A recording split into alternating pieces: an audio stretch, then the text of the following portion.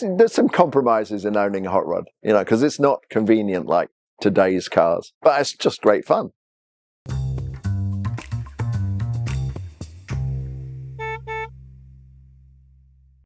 My name's Tony Thacker.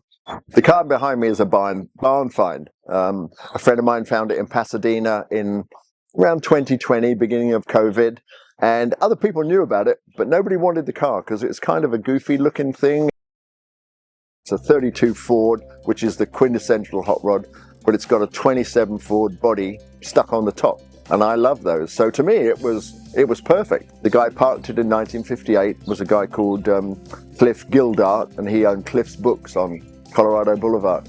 And so he parked the car because he bought a Corvette, and then eventually he parked the Corvette. And so the Corvette, the hot rod, and an author called Charles Bukowski all lived in the garage together for 4 years. And so we dragged it out of the garage. I think it's a bit of a sort of time machine. My old boss always said, I'm driving a hot rod, but I'm looking through the windshield with 17-year-old eyes. So from that point of view, you can have an experience that we don't have anymore, and our world is so crazy with all the technology. And so this is a way to avoid all that, just be in another era. And that's the best part of it, I think, is that you can get in it and go backwards. I love it. I didn't want to change the patina or the look of the car, so I just took everything and refurbished it. You know, put new bushings, new bearings, new brakes, all of that kind of stuff, and I've been driving ever since. It's fantastic. The engine is a 1940 Ford Flathead V8, and it's the engine that was in the car when I found it, but it was seized solid. So we're, beating the cylinders with a hammer, trying to get it apart. A friend of mine, Mike Herman at H&H Flatheads, he rebuilt the engine for me, but ostensibly I built it. But he said, we'd let you come and work on it, and then every time you went home, we'd redo what you did and make it right. So we managed to get the block, with acid dipping and cleaning and all that stuff, we managed to get it back into usable shape. So it's got a Merc crank, which is one of the things they did back in the day, because it's got a longer throw. It's got, I think, Ross pistons. It's got an Isky cam. It's probably about 296 cubic inches. And actually yesterday, driving home, a guy asked me how much horsepower, and I go, nothing. It's a 1940 Flathead V8. It doesn't have any horsepower, maybe 150. Yeah, the body's a 1927 Roadster. We call it a turtle deck because of that nice bum it has on the back there. It had two doors, which is, they didn't have two doors before this. They had one door, and then, mostly Model Ts have one door. So this is great. It's got two doors. It doesn't have a speedometer, but it would have come from the factory with one. But obviously, whenever this was built by hot rodders, they didn't really care about how fast they were going. So it has a rev counter, or TAC as we call it. But it does. I just guess. I just go along with the traffic and figure it's going to be okay. It has a chopped windshield. It wasn't chopped when I got the car, but it looks better with what they call a chopped windshield. So we lower the windshield. So I cut a couple of inches off the windshield. Doesn't have any air conditioning, of course, other than the air getting around. Seat belts. Doesn't have seat belts. Yeah. So when I've raced it, we have to put a seat belt in it. The other weird thing about it is that it's got a 1932 dash in a 1927 body, which I never seen before. They didn't really do that, and it's quite sunken into the cowl, so underneath the steering column.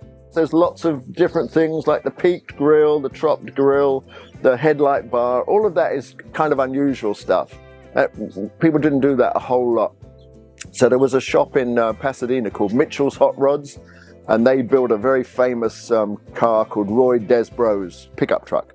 And there's lots of attributes of this which are very similar to that truck. The same kind of louvering in the hood, the same peak, similar headlight bars. So we think that's where it came from. It was found on Michigan Avenue, which is quite an interesting street in Pasadena. There were a lot of car guys lived on that street. And this was tucked in a garage. They never saw it. They never knew about it. So it was great to pull it out. So that's been pleasantly surprising that it doesn't break down.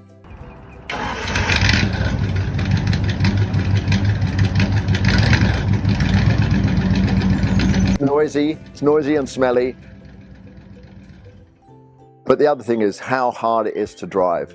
It's hard work. It's a 1930s car, and you don't have enough power or enough braking ability to, you have to be very forward thinking of everything that's going on, because you don't have, you know, the same attributes as a modern car to get out of the way, to brake, whatever it is. So it's quite hard to drive. So mostly I take surface streets, which is fine. You get to see, you know, bits of LA that I've never seen before. The Pasadena area back in the 30s and 40s was a real hotbed of hot rodding back then. Hot rodding goes back to Henry Ford, actually. I mean, he's, you know, responsible for all of this. He wasn't a racer himself, but he understood that if you raced on Sunday, you could sell cars. Where they say win on Sunday, sell on Monday. So if you win the race on Sunday, you're going to sell cars on Monday. And Henry Ford understood that. And the minute he made the Model T, he gave everybody the opportunity to go racing, because now suddenly we could all afford a car and we can go racing. So originally they raced on horse tracks. You know, there was a horse track in every little town, and that became like a little dirt oval, and that's where people raced back in those days. And luckily in California, we have another phenomenon called dry lakes.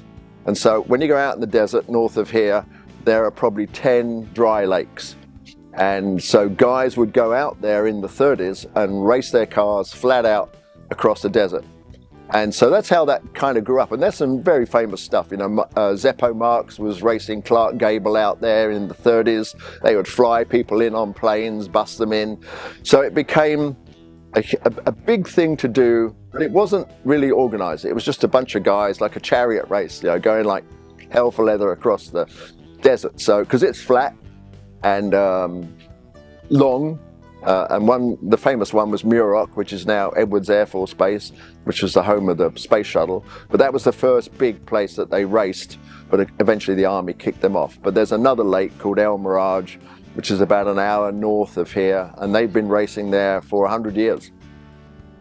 And so that was quite a big scene.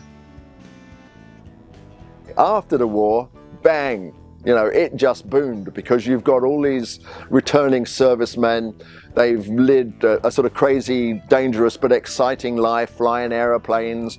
Plus, they'd all learnt to be mechanics, and they'd all learnt metalwork and other things. And there were no new cars. We hadn't built any new cars during the 40s, because we needed, you know, all the materials to make tanks and things like that. So when they came back, there were lots of things. There were old Model Ts and early Fords, Model A's, 32s, things like that. There was money, and there was enthusiasm, and bunches of young guys.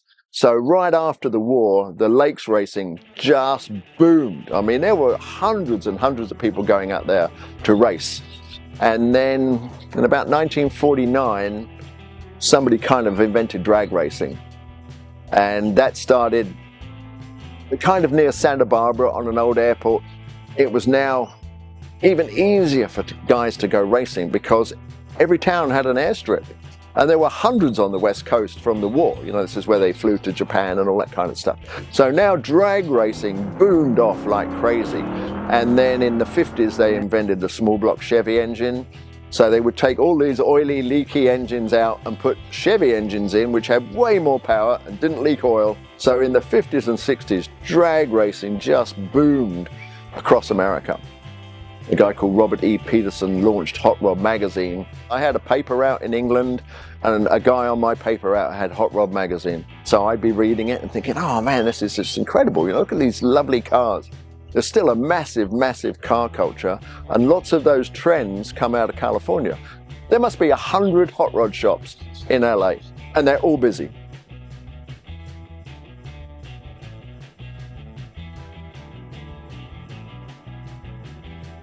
So this bit fits in that early post-war. So this would have been built after the war. They could say, oh, well, we'll take that part, and we'll take that part, and we'll take that part, and we'll put them all together, and we'll build a hot rod. So every sort of 10 years or so, as young guys grow up, the industry shifts. And now if you go out on the street, young guys are interested in Lamborghinis, they're interested in Ferraris. And this stuff is, you know, archaic to them. But I was in a restaurant yesterday, and a young kid about 18, 19 comes up to me and goes, where can you get a car like that? I said, well, I found it in a barn. He goes, what? I said, yeah, I found it in a garage in Pasadena. last year I took it to Europe. There's lots of beach racing in Europe, and we took it to Denmark and drag raced it on the beach in Denmark. Then we went back to England and I drag raced it in England. So it's good. So I got to go to Europe with it. I was over there for 6 weeks and did 5,000 miles in 6 weeks, going to different events and going to different places. And you get great reaction. I was driving at home for an event the other week and a guy pulls up next to me. He goes, "Do you want me to fix the rust?" I went, "What?" He said, "Do you want me to fix the rust?" I went, "No." He said, "No." I said, "No, I don't want you to fix the rust. Leave it." Then another old lady stopped me. I was at the, turning, and she goes, "It'll be nice when it's finished." I go, "It is finished, dear. It's done. There's not going to be anything else done to it." So it's great, so you get all these reactions and people talk to you like they used to, Don't just, just ignore you because you're driving something funny and they're not used to it. So I love that. I love that interaction with people where they think, "What is that thing? Why is he doing that?" The wonderful thing about coming to America is the first answer in England is always no. You didn't go to the right school, you don't have the right accent, you can't do that. And coming to America is totally the opposite. Everybody says, "Yes, you can do that, and we're going to figure out how we're going to get the money and how we're going to get it done." And that's completely the opposite to our upbringing. So you can come here and you can do pretty much anything. Yeah, have a go. There's some compromises in owning a hot rod, because it's not convenient like today's cars, but it's just great fun.